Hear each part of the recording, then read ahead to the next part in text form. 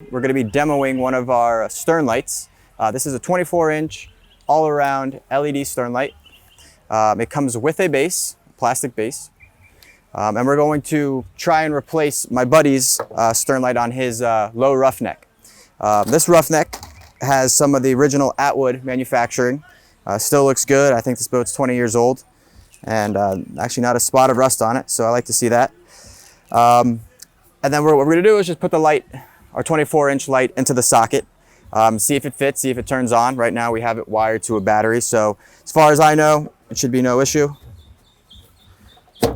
And sure enough, it is. Right, success, fits well.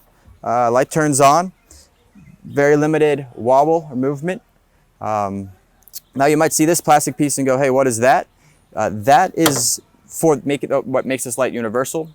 Some of the different ports and sockets this light fits into might be made of plastic, like some of our Seachoice sockets.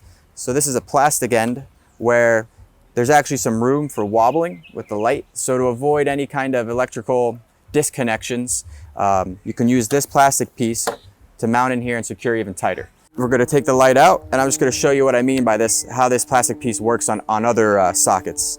Right, so if this was our base, for example, you know, the light is on an angle, so the socket, the light always fits into the socket the same way. So for argument's sake, you know, we've inserted this. But as you'll see here, there's a lot of room around the edge there that would let this pole rattle, or maybe just over time, you know, the constantly taking waves or just usage on trailering the boat on the road, right? The things are going to wobble. You can slide this plastic piece into it and twist righty-tighty, just like you would there.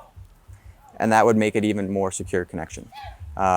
So if you see this piece, no need to worry about it unless you want to install it into a plastic base and fasten it. Otherwise, just let it go ahead and hang freely when it's mounted into some original equipment like this.